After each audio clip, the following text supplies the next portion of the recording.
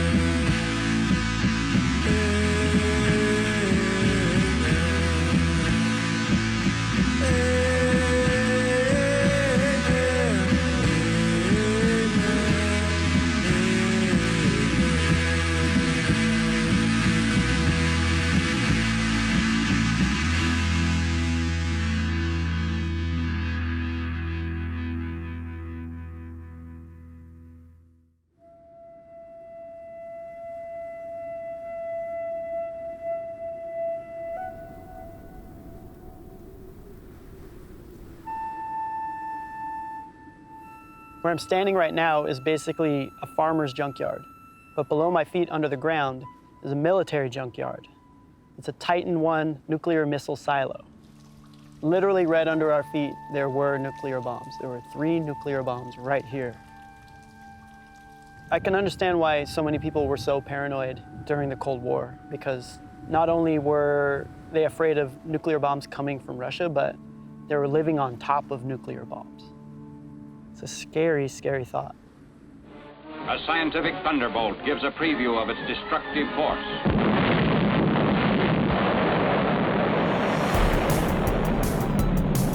You know how bad sunburn can feel.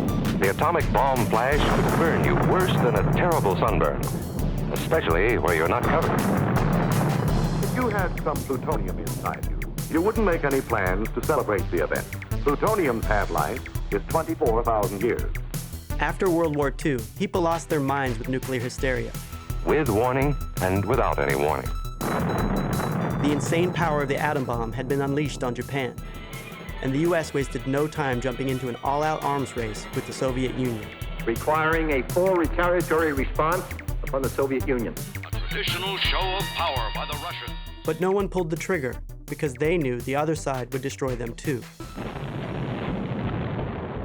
It was known as MAD, Mutually Assured Destruction. When the Soviet Union fell in '91, the Cold War was officially a 4-decades-long bluff. Probably the most expensive bluff in human history. The US spent trillions stockpiling their arsenal, but they're in no hurry to clean up the mess. That's why places like the Titan I nuclear missile silo have been left abandoned in remote places all over America. I invited Christian Allen to join me. He's a Cold War buff who grew up in a proud military family. It's crazy, like a scene from a zombie movie. For him, visiting an abandoned missile silo is high on his bucket list.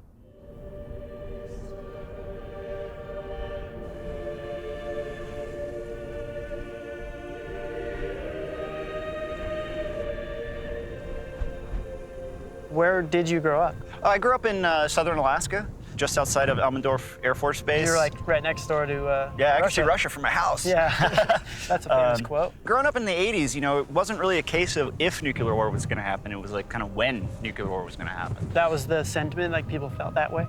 It was a thing that you prepared for, just like you prepared for earthquakes. You know, you knew where the fallout shelters were, you know, where to go in the school, you know, how to sit, how to cover your head. Do you think there's a general paranoia in America that nuclear war will happen? I don't think so much anymore. I think we've replaced nuclear war with other boogeymen. Right. I don't think it's as heightened as it was, and maybe that's even a bad thing because, you know, there are still tons of nuclear weapons out there. Right, yeah. Tours of old nuclear facilities are hard to come by, but the caretaker of this site, David Burns, has made a business out of it. Well, today we're gonna go down inside the Titan I missile complex. Okay. Show you guys some of the stuff most people don't ever get to see. David said the complex took over 3 years to build in the late 50s. but it was shut down almost immediately. And why'd they shut it down? Because it was actually obsolete when they were finishing construction. They were developing other technologies so quickly that it was pointless to keep this one around. This missile silo is one of hundreds across the US that were already out of date by the time they were ready for action. Well, this is the personnel entrance to the launcher. This thing's not gonna fall on her head, is it? Oh, you wouldn't know it if it did. So this was the freight elevator to bring everything into the silo? Yep. Whoa. This stairwell doesn't feel very solid.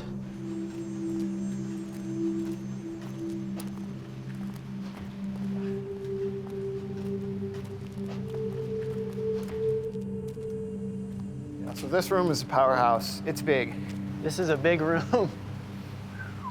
Feels like a movie theater. People used to live here?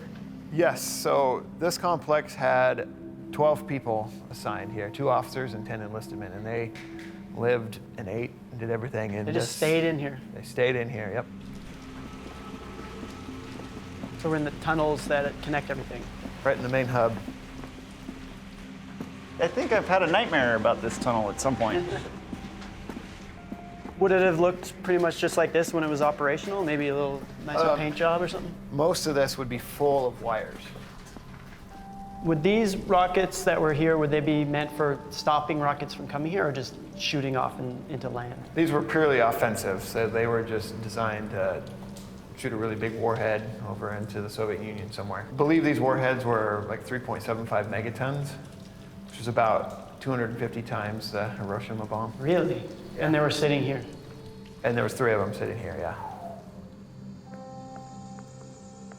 This is where the radar antennas would come down. You can see the tracks. There's 3 tracks on the side. So people who live near these silos probably don't feel the safest. I was talking to an old gentleman at the restaurant in town, and he said growing up, he would be out playing in the yard, and he'd all of a sudden see a 90-foot missile coming up, and they never knew if it was a test or if it was a real thing, and so they would just keep their eye on them. And if these missiles ever left, that meant World War III was happening right then. That's spooky.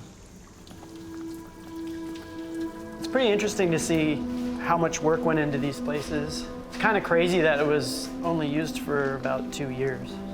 And even then, it wasn't really being used. It's like a huge waste of resources and money and energy. Right up here, we're going to just spot where all the floor is on the suspension. So it's not actually touching underneath, it's just hanging from the ceiling. Oh.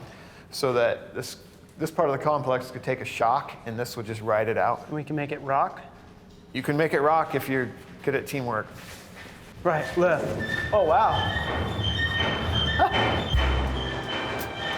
This room is rocking.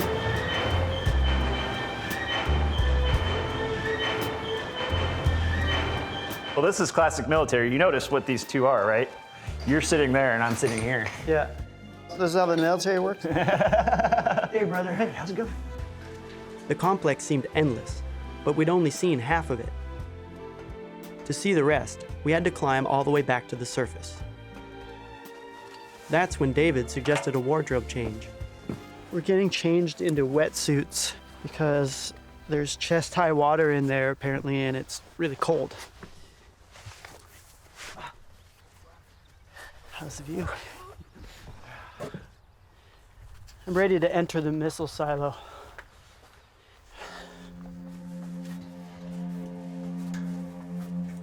Oh, it is cold. Oh, yeah.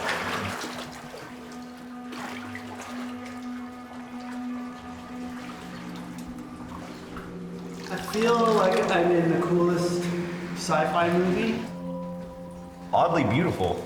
Like, I didn't expect it to be, like, pretty. Oh, the armpits don't like the cold. How many stories is that? It's about 11 stories straight down. I'm feeling like a fear of heights right now, even though I'm in water. Yeah, it's like your rational brain says if you fall, you can just swim, but your eyeball says it's a long ways down. This shaft once held a 100-foot long, 110-ton intercontinental ballistic missile. Now, It's a giant underwater playground for scuba divers.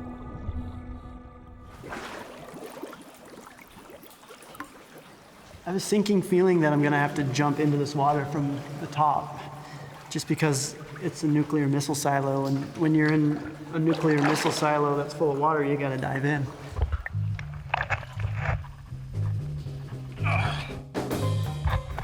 Okay, I'm gonna jump off of this thing. You're high. Yeah, it's pretty high. I can't see the water with the lights in my eyes. All right, I'm gonna go.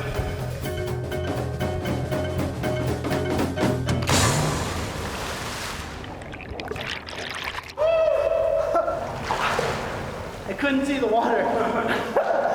My eyes were open when I hit the water. Holy dude, I didn't think this was gonna be so fun.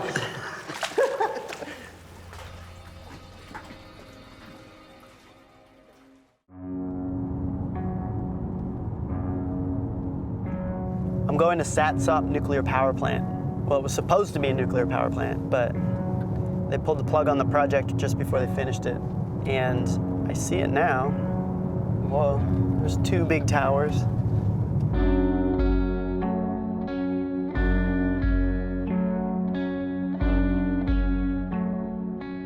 Ground broke on Satsop in 1977. But thanks to a massive budget and a growing anti-nuke movement, the project was abandoned before a watt of power was ever produced.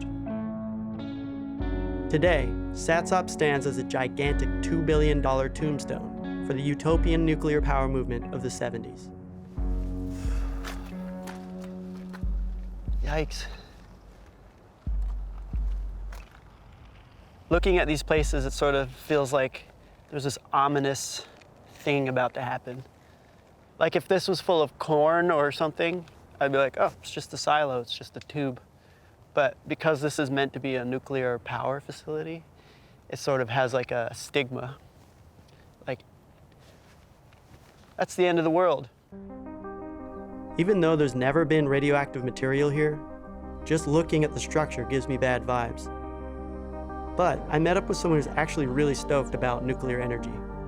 Jessica Lovering is the Director of Energy for the Breakthrough Institute, an environmental think tank focused on clean energy.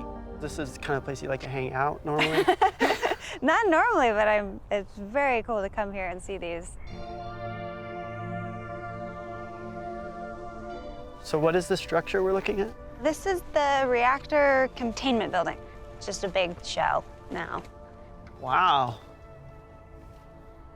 I grew up in the 80s in the era of being told that nuclear is bad and scary. When I see them, I think, meltdowns. I think nuclear bombs. I think three-eyed fish. I don't think it was intentional or, someone misrepresented nuclear. I think it's fair that a lot of people have those associations, especially from, our history with nuclear weapons. But I think it is unfair for nuclear power to get lumped together with all things military and Cold War. It's really a very separate technology. It's actually kind of sad thinking about what could have been. It could have produced a huge amount of clean energy. That's really what we abandoned, was that promise and vision of a clean energy system. Would Satsop have produced clean energy for generations to come? Or would it have poisoned this beautiful landscape? It's impossible to know. But to Jessica, Satsop was a huge missed opportunity. Why nuclear? Why are you interested in that option? I was really motivated by climate change and finding solutions to climate change. I started out looking at all sorts of energy. To me, if you need a large amount of clean energy, nuclear is the best option. Right. 30 years ago, or 40 years ago in the 70s, we were on this path towards a really bright future of lots of abundant clean energy, and things went wrong and we changed our minds and we kind of took a different path. Did we make the right choice? I would say no, but sort of thinking about how can we make sure we're making the right choice going forward. Although the big nuclear projects seem really scary and big, it's actually, to me, they're sort of inspiring, getting thousands of people to work on this project and build these huge structures that are gonna provide electricity for 60 or 80 years. Like that scale and that audacity aren't frightening to me. They're very optimistic and filling me with hope. Satsop never produced any electricity, but the space hasn't totally gone to waste. This enormous tower has found itself producing a whole different type of energy. Apparently these things are giant amplifiers. So I'm gonna meet up with a local percussionist named Paul Kikuchi, who's been making recordings in them. You need help hauling some gongs? Yeah, indeed. Ooh. So here's one of the large tams we'll be bringing up. Okay. So this is one you could grab if you, and I'll grab the large wind gong. We can start there. We're about to enter cooling tower. WNP3, as they call it. What? It's the feeling of almost like entering a cathedral. But it's better. Yeah. It's unbelievable.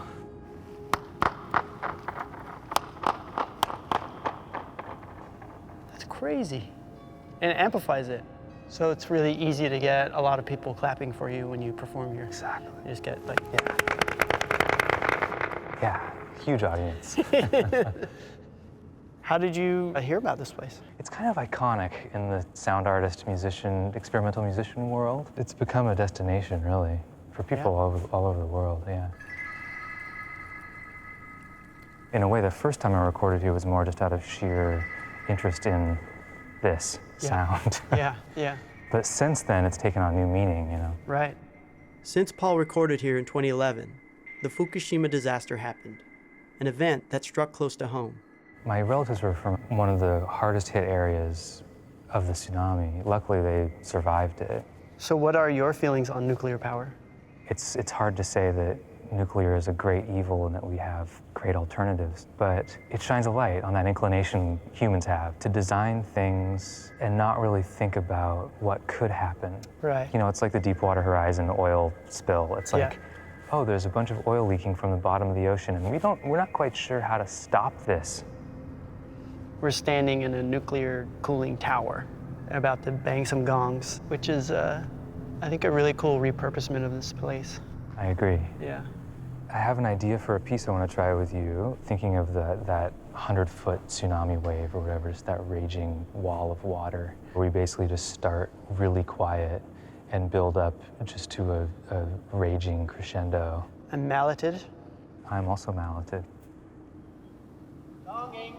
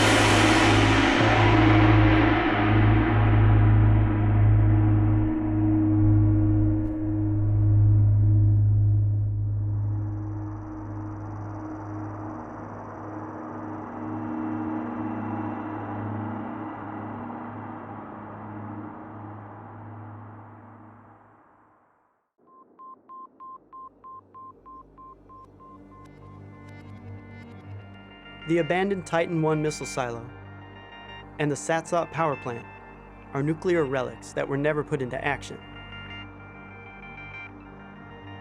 But paranoia from that era still hangs in the air, especially on the West Coast, where the fear of radiation was reawakened after the Fukushima disaster.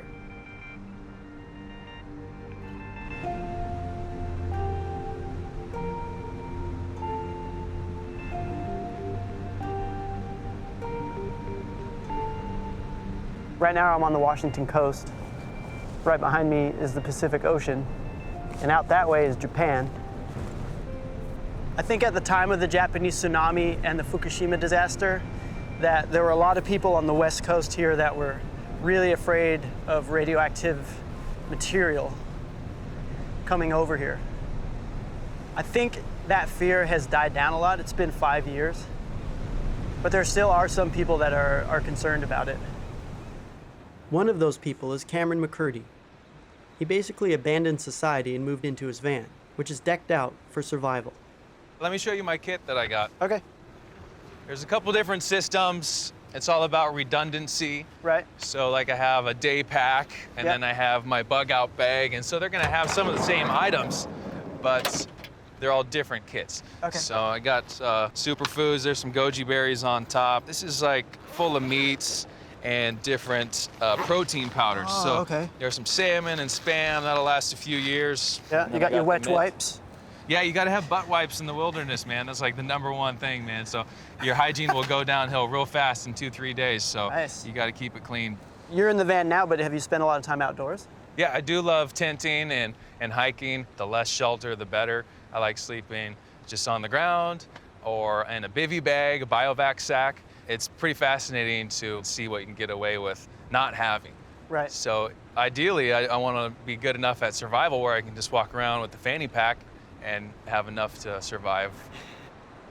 So you think someone might have been sleeping here? Yeah, it looks like there's a little dugout area and it's got a windbreak, and they've done a pretty good job of building it up with the logs. So I think that would shelter us at least from the wind, but I would have thought it was just like some kid building a playhouse. yeah, I don't know, this is pretty cool, but let's see if I can feel the wind in here. That would work. Yeah, to keep warm though at night, it's a good idea to do like just air squats, you know? So just like, you keep your core temperature up just doing like that. So you can stay active or you can get protected from the elements in something like this. Wow.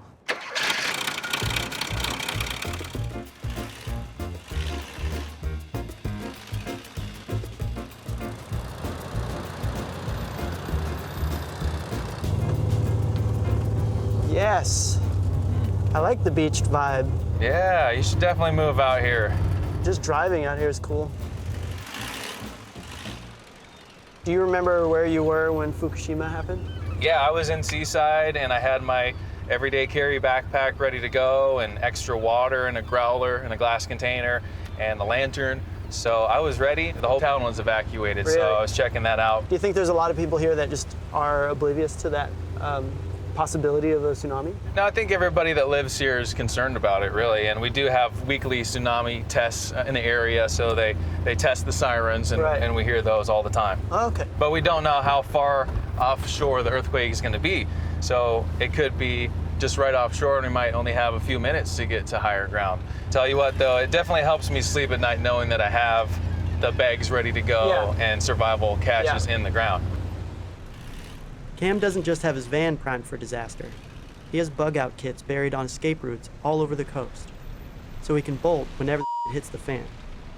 What threats do you believe exist right now that you might have to face? Right now, I'm concerned about tsunamis and earthquakes and civil unrest. I'm also concerned about being homeless because I live a pretty crazy lifestyle, so that's why I'm building these caches and getting the gear that I need just in case something like that does happen. Right, in case you can't like make enough funds to survive off of. Yeah, at least I have the basics, you know? Right. I have shelter and water, so Yeah.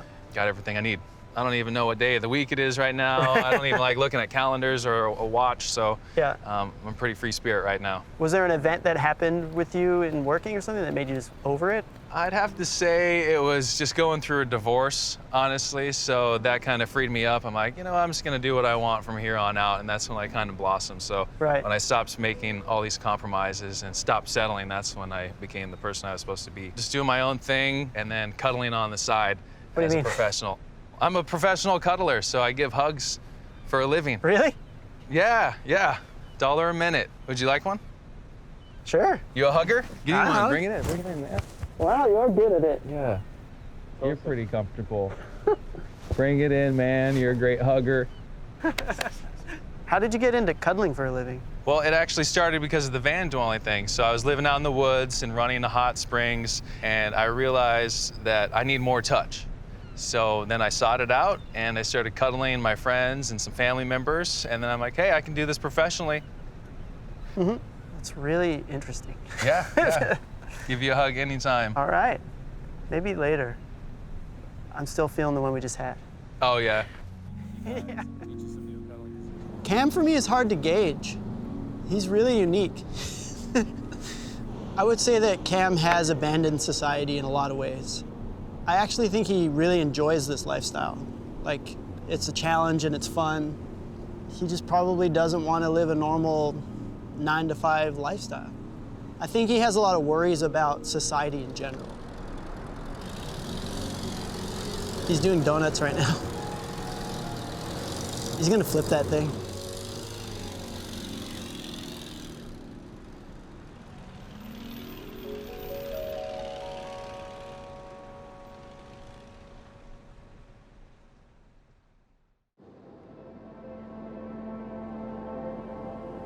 If you're in a tsunami evacuation zone, the ocean is a disaster waiting to happen. Walking along a beach that will sooner or later be pummeled by a massive seismic wave, I was inspired to build my own survival kit. And I didn't want to do it alone.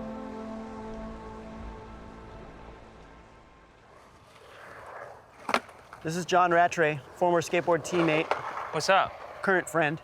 Is it weird we're both wearing black hoodies? Nope. Do you have a plan for the day? We're gonna go and do some tsunami survival preparation. Okay. But first we skate. Just for general exercise? Enjoyment, exercise, entertainment. Okay.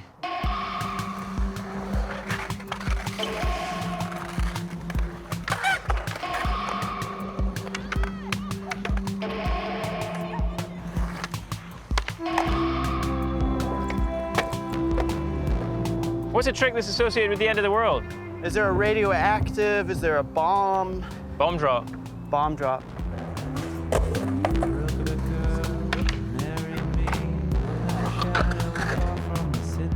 Do we have any other kind of Armageddon-themed maneuvers? Probably just a frontside ollie disaster. Okay.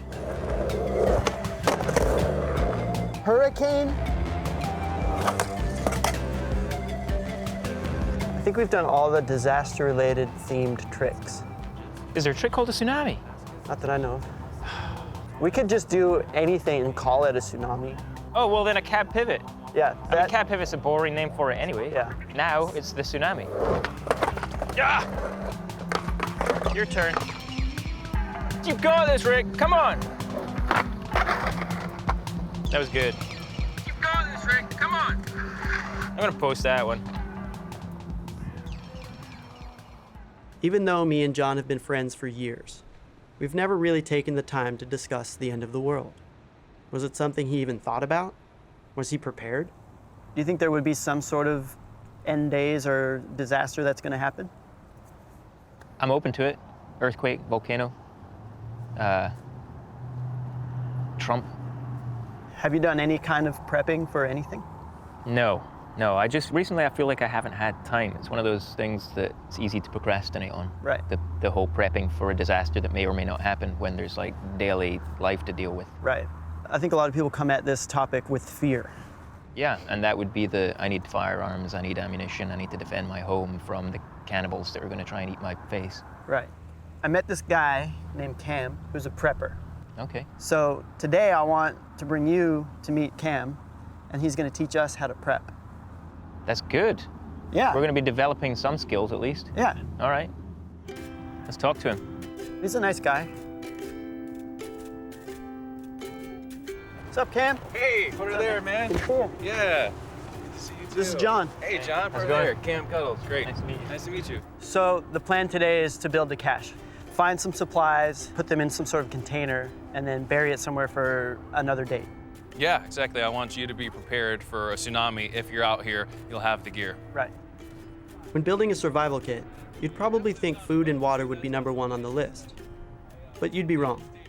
What do you think? Knife, or like a tool? A multi-tool, Multi-tool. right? Are we just making one cache? No, we're gonna make one each, so you might need them. Well, then in that case, when the smoke settles, the lines become clear between what is good and what is not. Guard the good. See their marketing? Yeah. Sold it to me. Knives, check. Headlamp, check.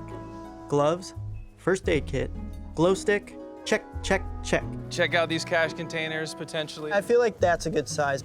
Is this too big now? Honestly, I feel like this will do. I guess what we're doing is we're creating some sort of a semblance of an insurance policy. May or may not pay off, but you're at least some way prepared for dealing with what could be a pretty crazy situation. I feel like my cache is going to be better than John's, because I feel like my box is the perfect size and his is too big. It's funny, I went a little bigger in my container. I want to have like decent amount of food in there. It's kind of a bummer to be hungry, so we'll see how we go. Rick has a smaller container. I mean, I want to share with Rick the food, obviously, but... Violence isn't the only danger you need to guard against. Cam insisted on ponchos for the rain and cord, because you just never know when you'll need cord. This is parachute cord. It has inner strands, and we can unweave it all. So it's really easy to take apart. Right. There's only one. Yeah. You're coming up on all the good stuff. Oh, we're going to share it. Okay. I doubt we're going to share it. I mean, I will have more food than you. So I'd bear that in mind. This is like a board game. It certainly is. And just remember, I'll have more food than you. So that's 20 We'll share it. I know. I trust you. I'll let him use the little one. So we got all this for 30 bucks. 30 bucks. This is the string I'll share with you. Nice guy. Okay.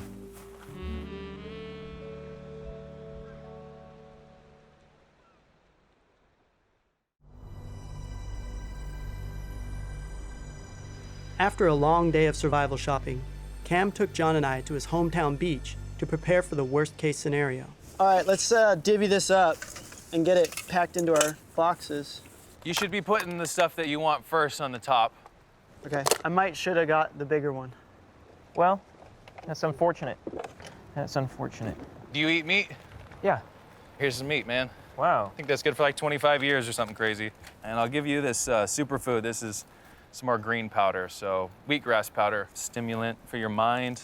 You need some mind stimulant. Dude, I had 2 of those before we rolled out here. Is that what happened? Yeah. I'm on another level. You'll go up and check on these and maybe just... Yeah, I'll rotate caches like these every couple years, make sure water didn't get in them. Yeah. But no, I'm really hoping for the best. I'm hoping my town doesn't get annihilated by a tsunami wave. Yeah, dude. But I got to be realistic. Do you feel like you're living kind of outside of regular society at the moment? Yeah, I'm trying not to pay attention to what's going on in the news and just following my passions. So the broader world out there, the news, does it get you down? Yeah, I think that's what it's designed to do, is depress you or distract you. So I'm not gonna distract myself with any nonsense right now. I'm pretty focused on getting prepared and the whole cuddling game. So you think there's a design to it? I think there is. Yeah. I think there's some architects. The Department of Defense is really in control of the media, but that'll probably get me killed for saying that. Well, we're the media, and I don't think anybody's controlling us. Not that we know of. Not that I know of. Maybe I've been a little paranoid, but I'm free now, and that's all that matters. Hanging out with Cam's been interesting. I think he has some really underlying fears and paranoias that he kind of touched on a bit with like anti-government sentiment and, you know, talking about how he doesn't trust a lot of things. But he's also a very caring person too. I haven't given you a hug yet. Can I give you one? For sure. Bring it in. You're a great hugger. Yeah, I like a hug. How is it? It's nice. You want a hug? Yeah. Going around these days. That's good. The next step was to bury our survival kits. And I knew just the right place to do it.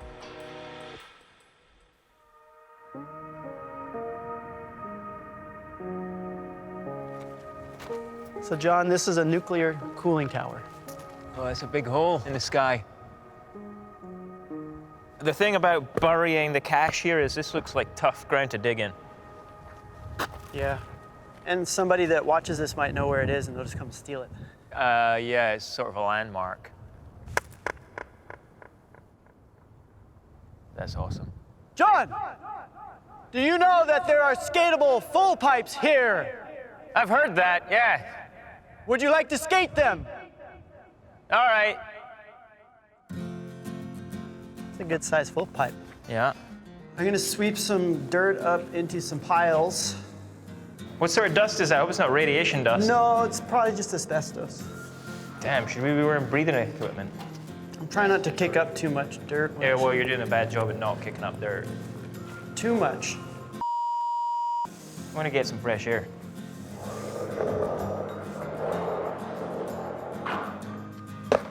I feel like we should have some breathing apparatus for heading up that tunnel. I don't trust the dust, and I really want to maintain some healthy pulmonaries. The dust was a major bummer. Wow, that's some dust.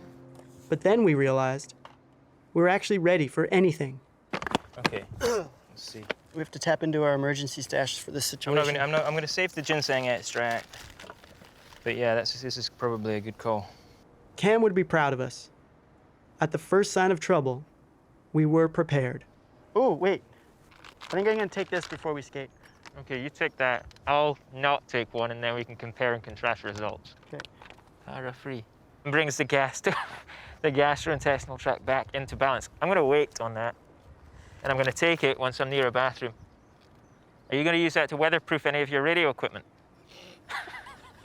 I'm just serious. That's what you use it for if you're not gonna use it for your knob. It's oily. You know, this might diffuse the light a bit.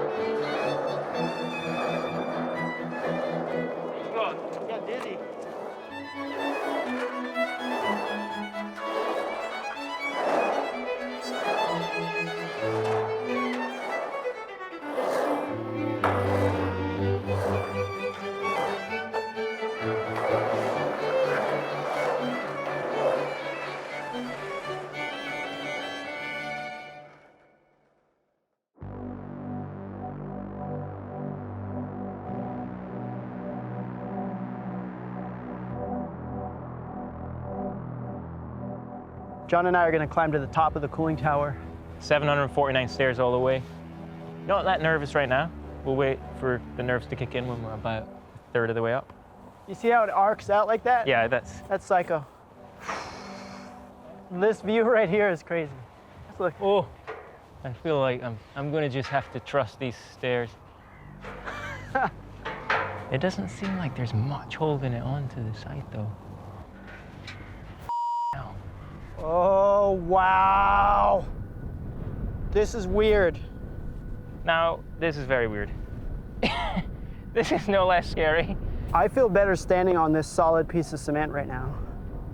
And I almost feel like I'm on top of like a giant diving board, you know, your way go in. Why did we come up here? I don't like looking down that. You know what keeps happening to me is my testicles keep getting a pain in them. What? With fear. You get like a feeling in your tummy with fear. It goes all the way into your balls. Yeah.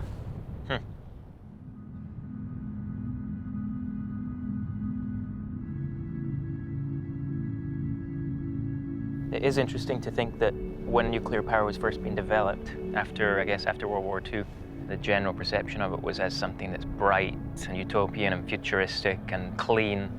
I guess it took Chernobyl and Fukushima and a few other things to completely reverse public perception. And I wonder if in the face of like climate change based on carbon emissions from coal-fired plants, we're gonna have to, as a species, really ramp up on developing nuclear as an energy solution again. I can't say that nuclear is a clean energy because it's not. It just doesn't have the carbon emissions that the other ones have right now. It's a tough call. It's the lesser of many evils. People need a lot of power and they're not gonna give it up. It sounds easy enough to say, you know, just use less power or like go off the grid more, but no one really wants to do that when we're talking 7 billion people. Do you like the concept of the end of the world? No, don't like it. I like the world. I mean, there's some dumb in it, but for the most part, it's pretty fun. I mean, even abandoned nuclear reactor cooling towers are pretty cool. See, I don't want the world to end. And I don't either. It's weird how fear does that to you. Whether it's a fear of heights, fear of a tsunami, or a nuclear apocalypse, nothing makes you appreciate existence more than the fear of oblivion. So if you find yourself in despair about the end of the world, or anything at all, my advice is throw your arms around an old friend, or even someone you just met, and just squeeze.